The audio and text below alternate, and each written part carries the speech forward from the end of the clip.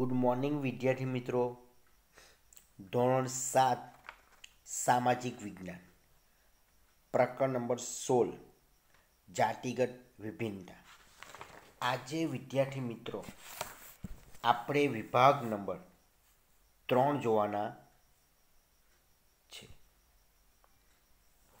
ગૃહિણીનું મૂલ્ય અને જીવન. એટલે સ્ત્રી વિશે સમજ આપી છે કે સ્ત્રી કેવી શક્તિશાળી છે, પોતાની ઉપર આવતી આફતથી તે કઈ રીતે દૂર કરે છે તેના વિશે આપણે સમજવાના છે. તો ધ્યાન આપો વિદ્યાર્થી મિત્રો. એક મકાનને ઘર બનાવવાનું કામ ખાલી દ્વારા જ શક્ય બને છે. તો શું આ જવાબ? મહિલા એટલે કે સ્ત્રી.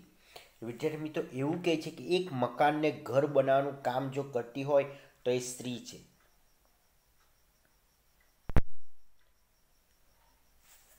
આપના ઘરમાં આપ જોઈ શકતા હશો કે ઘર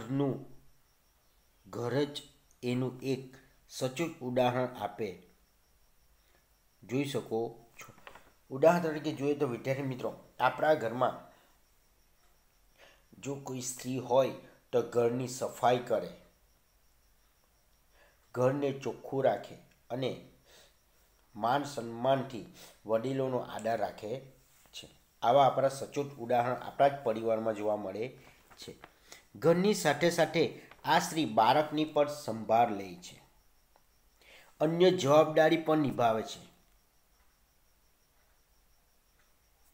મહિલાઓ અગ્ર સ્થળ જોવા મળે છે.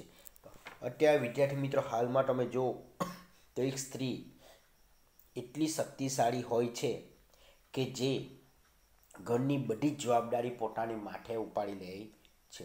આ ઉપરાંત એ જોબ પણ કરતી હોય છે. એટલે પુરુષો કરતાં સ્ત્રીનું મહત્વ આ સમાજમાં વધારે છે.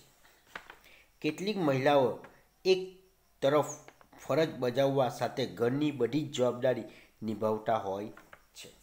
તો વિદ્યાર્થી મિત્રો કેટલી સ્ત્રી એવી હોય છે કે સવારે ઘરનું કામ કરે છે, રસોઈ કરે છે, કપડાં ધોય છે, ઘરની સફાઈ કરે છે અને બપોર પછી જોબ પણ કરે છે. જોબ કરીને પાછા જ્યારે ઘરે આવે છે તો પાછી સફાઈ કરે છે ઘરની અને સાંજનું રસોઈ પણ બનાવે છે. એટલે આ બધી કિંમતી જવાબદારી સ્ત્રીના માટે હોય છે. એટલે કહેવાય છે ગૃહિણીનું મૂલ્ય એનું જીવન. આધુનિક સમયમાં એટલે કે અત્યારે મહિલાઓ પડકારનો સામનો કરતા થઈ છે. ઘરમાં પોતાની તમામ ફરજો સાથે ઘરના સંચાલનમાં પણ આર્થિક જવાબદારી નિભાવવામાં સહભાગી બની છે. વિદ્યાર્થી મિત્રો તમે જાણો છો કે આપણા ઘરમાં મમ્મી પપ્પા હોય તો પપ્પાનું વધારે ચાલતું હોય છે, પરંતુ હવે તો પપ્પાની જગ્યાએ મમ્મી પણ બધી જ જવાબદારી લે છે. તમે જોયું છે મોટા મોટા સ્ત્રી મંડળો સભા યોજવાની હોય તો સ્ત્રી સહભાગી હોય છે. કેટલીક કંપનીઓમાં મેનેજરમાં સ્ત્રી હોય છે. હવે તો સ્ત્રી પાયલોટ વિમાન પણ ઉડાવતી થઈ ગયેલી છે, સ્ટીમર પણ ચલાવે છે. મોટી મોટી કંપનીમાં મોસ્ટ ઓફ સ્ત્રી જોવા મળે છે. એટલે બધી જ જવાબદારી એ નિભાવે છે અને સહનશીલ પણ એનામાં વધારે છે. એટલે કે જે સ્ત્રી સહભાગી બને છે, બધા જ કામમાં એ હાથ વધારે છે. આધુનિક સમયમાં પોતાની આગવી ઓળખ ઊભી કરવામાં મહિલા સફળ રહી છે. કોઈ પણ કામ, કોઈ પણ જવાબદારી તમે સ્ત્રીને સોંપો તે પૂરું કરી દે છે, પછાડી ક્યારે હટતી નથી. આધુનિક સમયમાં મહિલાઓ વિવિધ ક્ષેત્રોમાં અનોખી ઓળખ સાથે આગળ વધતા જોવા મળે છે. તો વિદ્યાર્થી મિત્રો કહે છે વિવિધ ક્ષેત્રો જેવા કે ડૉક્ટર, એન્જિનિયર, કારકુન, ટીચર્સ, અનેક ક્ષેત્રોમાં, ઉદ્યોગમાં, બિઝનેસમાં સ્ત્રી, હીરા ઉદ્યોગ વગેરે સ્ત્રી અનેક જગ્યા જોવા મળે છે. રમતગમતમાં પણ સ્ત્રી પહેલા સ્થાને, ફિલ્મમાં પણ, મનોરંજનમાં પણ, રાજકારણમાં પણ, અવકાશયાનમાં પણ, વિજ્ઞાન અને સંશોધન ક્ષેત્રોમાં પણ મહિલા ખાસ જોવા મળે છે.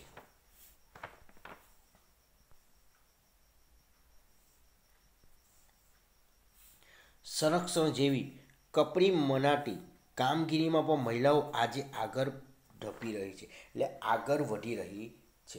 તમે જોયું છે વિદ્યાર્થી મિત્રો, રાણી લક્ષ્મીબાઈ એવી કેવી શક્તિશાળી સ્ત્રી હતી. તે જ રીતે આપણા ભારતની જે સ્ત્રીઓ છે તે કોઈ પણ કપરી એટલે કે મુસીબત કે તકલીફ આવે છે તો તે તકલીફમાં પણ પોતાની જવાબદારી અને કામગીરી પૂરી કરે છે અને આગળ ધપી રહી છે, એટલે કે વધી રહી છે. આપણા દેશમાં એટલે ભારતમાં અનેક મહિલાએ વિશિષ્ટ સિદ્ધિ હાંસલ કરી છે.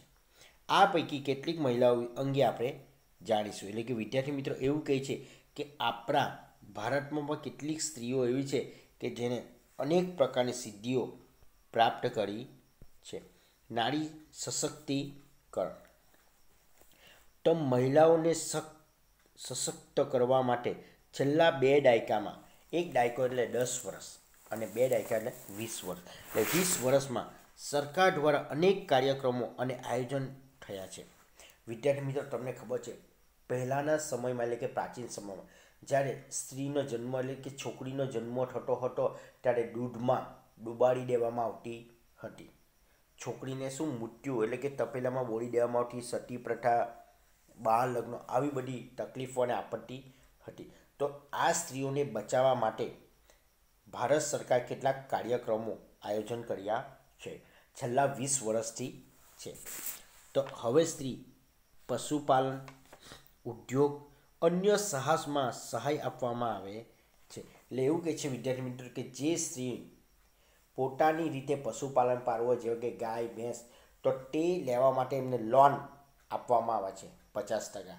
કે અન્ય સાહસ ઘરે પણ કોઈ ઉદ્યોગ, પાપડ, અથાણા, અગરબત્તી વગેરે બનાવવા માટે સરકાર એમને શું સહાય આપે છે. કપડાં સીવવા માટે સંચો, આવી રીતના વિવિધ રીતે સ્ત્રીઓને શું સહાય આપે છે, મદદ કરે છે. સ્ટાર્ટઅપ ઇન્ડિયા અને મેક ઇન ઇન્ડિયા અંતર્ગત અનેક યોજનાઓ નારી સશક્તિકરણ માટે ચાલે છે.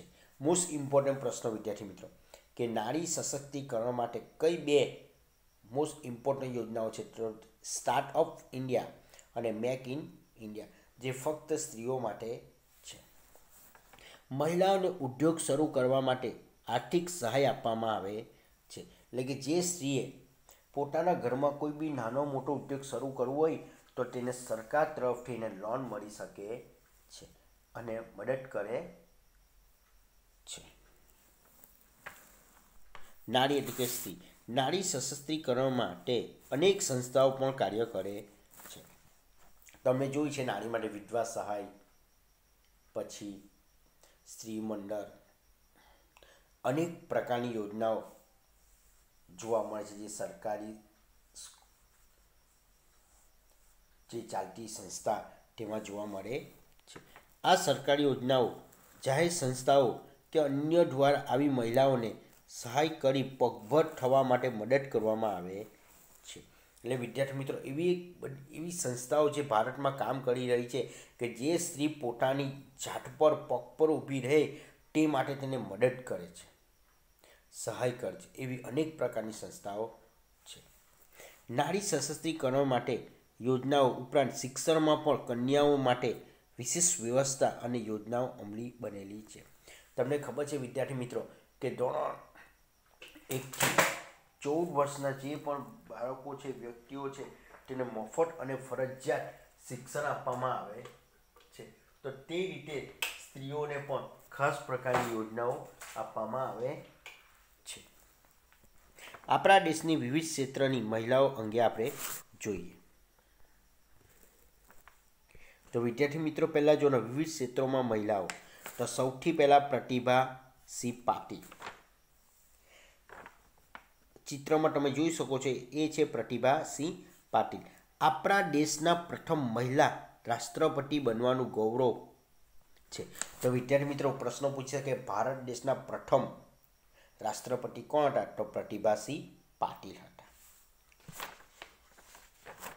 રાજસ્થાનની આ મહિલા હતી. વિદ્યાર્થી મિત્રો પ્રતિભાસિંહ પાટીલ કયા રાજ્યની હતી? તો રાજસ્થાનની હતી અને ત્યાં તે પોતાનું સ્થાન શોભાવ્યું હતું. પછી તે ભારતના રાષ્ટ્રપતિ બન્યા હતા. તેમની સરળતા અને સહજ જીવનશૈલી માટે એમને યાદ કરવામાં આવે છે.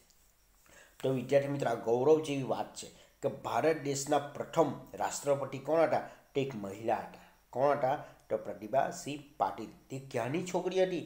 તે રાજસ્થાનના હતા. હવે જોવાના છે ઇન્દિરા ગાંધી. તમે ચિત્રમાં જોઈ શકો છો. તો ભારત દેશના પ્રથમ વડાપ્રધાન તરીકે કોને યાદ કરવામાં આવે છે? તો ઇન્દિરા ગાંધીને. આ પણ સ્ત્રી જ છે વિદ્યાર્થી મિત્રો, કે આપણા ભારત દેશના પ્રથમ વડાપ્રધાન કોણ હતા? તો ઇન્દિરા ગાંધી. અને રાષ્ટ્રપતિ કોણ હતા? તો પ્રતિભા પાટીલ.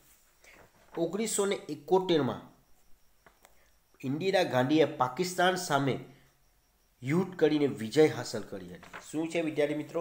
તો 1971માં આ ઇન્દિરા ગાંધીએ પાકિસ્તાન સાથે યુદ્ધ કરાવ્યું હતું અને તેમાં એને વિજય મેળવ્યું હતું.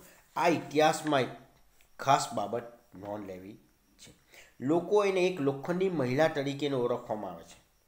વિશ્વમાં એક લોખંડી મહિલા તરીકે કોને યાદ આવે? તો ઇન્દિરા ગાંધી. તે રીતે આપણા ગુજરાતમાં પણ લોખંડી પુરુષ હતા. કોણ? તો સરદાર વલ્લભભાઈ પટેલ. અત્યારે સરદાર વલ્લભભાઈ પટેલનું સ્ટેચ્યુ ઓફ યુનિટી મૂર્તિ સરદાર સરોવર પાસે બનેલી છે. તો લોખંડી મહિલા તરીકે કોણ હતા? તો ઇન્દિરા ગાંધી.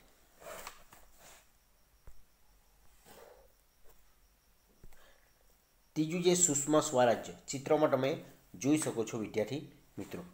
તો વિદ્યાર્થી મિત્રો, આપણા સ્વરાજ્ય દેશના પ્રથમ મહિલા હતા વિદેશી મંત્રી. કોણ હતા?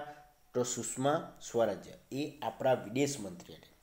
આપણા દેશમાંથી બીજા દેશમાં કોઈએ પણ આવવું હોય કે જવું હોય તેની પરવાનગી કોણ આપતા? તો સુષ્મા સ્વરાજ. એ આપણા દેશના વિદેશ મંત્રી હતા. અનેક વર્ષો રાજકીય જીવનમાં તેને પસાર કર્યા હતા. આ મહિલાએ સૌથી નાની ઉંમરે હરિયાણા રાજ્ય સરકારના કેબિનેટ મંત્રી બનવાનું પણ ગૌરવ પ્રાપ્ત કર્યું છે. એવું કે છે વિદ્યાર્થી મિત્રો, તો સુષ્મા સ્વરાજ એકદમ નાની ઉંમર હતી ત્યારે આપણા હરિયાણા, પંજાબની નીચે છે હરિયાણા, તેના પણ કેબિનેટ મંત્રી બન્યા. કયા? તો કેબિનેટ મંત્રી બન્યા હતા. આ ઉપરાંત તે વિદેશ મંત્રી બન્યા સૌ પ્રથમ. હવે છે લતા મંગેશકર, જે સિંગર છે. સ્વસામગ્રી તરીકે વિશ્વમાં પોતાની આગવી ઓળખ મેળવનાર લતા મંગેશકરે વિવિધ ભાષામાં 40,000 કરતાં પણ વધારે ગીતો ગાયા છે. શું કહે છે વિદ્યાર્થી મિત્રો? સ્વસામગ્રી એટલે કે એટલી બધી ઉંમર છે વિદ્યાર્થી મિત્રો લતા મંગેશકરની, છતાં પણ એનો જે અવાજ છે, જે સ્વર છે, તો કેવો છે? મધુર છે, બધાને ગમી જાય એવું છે. એવું કહે છે વિદ્યાર્થી મિત્રો કે 40,000 કરતાં પણ વધારે લતા મંગેશકરે ગીતો ગાયા છે. અને લતા મંગેશકરને ભારત સરકાર તરફથી ભારત રત્ન નામનો એવોર્ડ મળેલો છે. કયો? ભારત રત્ન નામનો એને એવોર્ડ મળેલો છે. કોને? તો લતા મંગેશકર. હવે જોવાનું છે કલ્પના ચાવલા. કલ્પના ચાવલા મૂળ ભારતીય હતા. કલ્પના ચાવલા ક્યાંની છોકરી હતી? તો ભારતની છોકરી હતી. પરંતુ અવકાશ યાત્રી તરીકે એને પૂર્ણ કરી પરત ફરતા અકસ્માત થયો, તેનું અવસાન થયું હતું. શું કહે છે વિદ્યાર્થી મિત્રો? કે આ કલ્પના ચાવલા એ ભારતના જ હતા, પરંતુ જ્યારે એને અવકાશમાં મોકલવામાં આવ્યા અને અવકાશમાંથી જ્યારે પાછા રિટર્ન થયા ત્યારે તે અકસ્માત થયું, વિમાન અકસ્માત, ત્યારે તેનું મૃત્યુ થયું હતું. આ અવકાશ સાથે તેનું નામ જોડાયેલું છે.